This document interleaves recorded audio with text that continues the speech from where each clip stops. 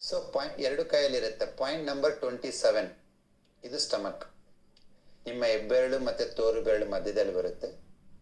Point number 25 is a pancreas, ನಿಮ್ಮ ಕಿರುಬೆರಳು ಮತ್ತೆ ಉಂಗುರ ಬೆರಳು ಮಧ್ಯದಲ್ಲಿ 1 ಇಂಚ್ ಕೆಳಗಡೆ, ಇದು ಪ್ಯಾಂಕ್ರಿಯಸ್. ನೆಕ್ಸ್ಟ್ ಪಾಯಿಂಟ್ ನಂಬರ್ 27 ಇಲ್ಲಿ, ದಿಸ್ ಈಸ್ ಯುವರ್ ಸ್ಪ್ಲೀನ್. ಮತ್ತೆ ಪಾಯಿಂಟ್ ನಂಬರ್ 23 ಬಲಗೈ ಕಿರುಬೆರಳು ಕೆಳಗಡೆ, ಇದು ಲಿವರ್ ರಿಫ್ಲೆಕ್ಸ್. ಸೊ ನೆನ್ಪಿಟ್ಕೊಳ್ಳಿ, ಈ ಚಾರ್ಟನ್ನು ಮಾಲಿಂಗರಾಯರು ಗ್ರೂಪಲ್ಲಿ ಶೇರ್ ಮಾಡ್ತಾರೆ. ಇದು ಸ್ಟಮಕ್, ಇದು ಪ್ಯಾಂಕ್ರಿಯಸ್, H8 ಬರುತ್ತಲ್ಲ ಅದರ ಪಕ್ಕದಲ್ಲೇ, ಇದು ಸ್ಪ್ಲೀನ್.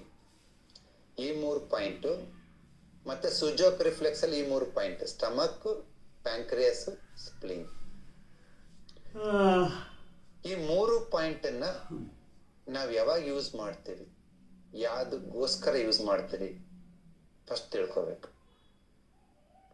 ಈ 3 ಪಾಯಿಂಟಿನ ಉದ್ದೇಶ ನಿಮ್ಮ ಸ್ಟಮಕ್ಕು, ಸ್ಪ್ಲೀನು ಮತ್ತೆ ಪ್ಯಾಂಕ್ರಿಯಸ್ ಇಲ್ಲಿ ಯಾಂಗನ್ನ ರೈಸ್ ಮಾಡುತ್ತೆ. ಯಾಂಗ್ ಅಂದ್ರೇನು? ಹೀಟ್. ಹೀಟ್ ಅಂದ್ರೇನು? ಫಂಕ್ಷನ್. ನಿಮ್ಮ ಸ್ಪ್ಲೀನ್ ಅಂಡ್ ಸ್ಟಮಕ್ ಅಲ್ಲಿ ಫಂಕ್ಷನಲ್ ಎನರ್ಜಿನ ಇನ್ಕ್ರೀಸ್ ಮಾಡೋದ್ರಿಂದ ಏನು ಉಪಯೋಗ?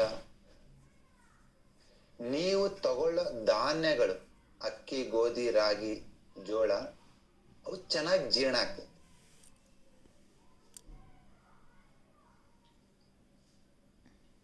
ನೀವು ಅಕ್ಕಿ ಜೀರ್ಣ ಮಾಡ್ಬೇಕಂದ್ರೆ ಬೇರೆ ಆರ್ಟಿಗೆ ಪ್ರೆಸ್ ಮಾಡೋದ್ರ ಉಪಯೋಗ ಇಲ್ಲ. ಆರ್ಟ್ ಕೆಲಸ ಏನು? ನಿಮ್ಮ ಎಮೋಷನ್ಸ್ ಕಂಟ್ರೋಲ್ ಮಾಡುತ್ತೆ, ಎದೆ ಭಾಗದಲ್ಲಿರ್ತಕ್ಕಂಥ ಎನರ್ಜಿನ ಕಂಟ್ರೋಲ್ ಮಾಡುತ್ತೆ. ಆ ಸರ್ಕ್ಯುಲೇಷನ್ ಆಗಿರ್ಬೋದು,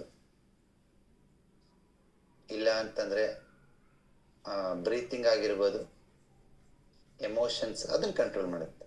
ನಿಮಗೆ ಇಲ್ಲಿ ಬೇಕಾಗಿರೋದೇನು?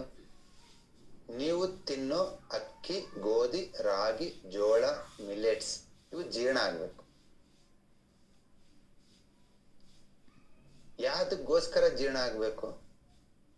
ಯಾಕೆ ಅಂದ್ರೆ ಅದು ಸರಿಯಾಗಿ ಜೀರ್ಣ ಆಗಿಲ್ಲ ಅಂದ್ರೆ ಅದು ಕಫ ಆಗಿ ಕನ್ವರ್ಟ್ ಆಗೋ ಚಾನ್ಸಸ್ ಇರುತ್ತೆ. ಕಫ ಆದ್ರೆ ಏನಾಗುತ್ತೆ? ಲಂಗ್ಸ್ ಅಲ್ಲಿ ಮಾತ್ರ ಕೂತ್ಕೊಳಲ್ಲ.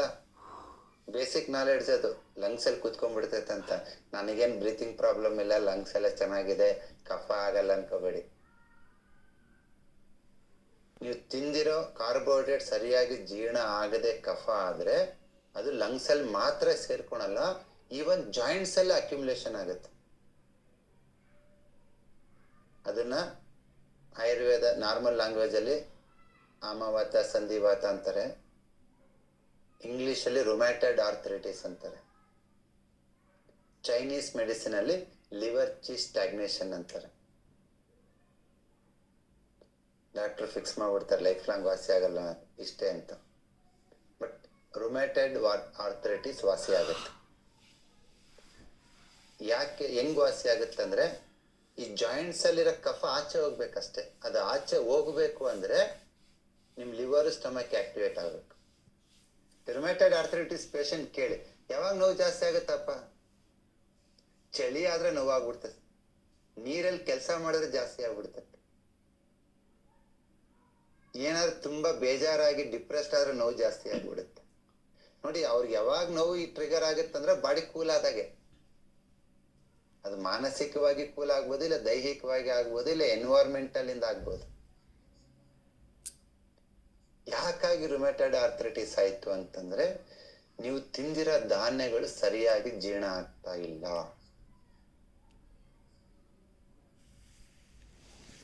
ಬಟ್ ಡಾಕ್ಟರ್ ಕೊಡೋ ಮೆಡಿಸಿನ್ ನಿಮ್ಮ ಧಾನ್ಯಗಳು ಜೀರ್ಣ ಆಗ್ಬೇಕು. ಇನ್ನು ಕೆಲವರಿಗೆ ಈ ಧಾನ್ಯಗಳು ಸರಿಯಾಗಿ ಜೀರ್ಣ ಆಗಿಲ್ಲ ಅಂದ್ರೆ ಆ ಟಾಕ್ಸಿನ್ಸ್ ಸ್ಕಿನ್ ಮುಖಾಂತರ ಎರಪ್ಷನ್ಸ್ ಆಗುತ್ತೆ. ಅದನ್ನ ನಾವು ಎಕ್ಸಿಮಾ ಅಂತೀವಿ, ಸೋರಿಯಾಸಿಸ್, ಕೆಲವರಿಗೆ ಪಸ್ ಫಾರ್ಮೇಶನ್ ಆಗುತ್ತೆ, ನೀರು ಆಚೆ ಬರುತ್ತೆ.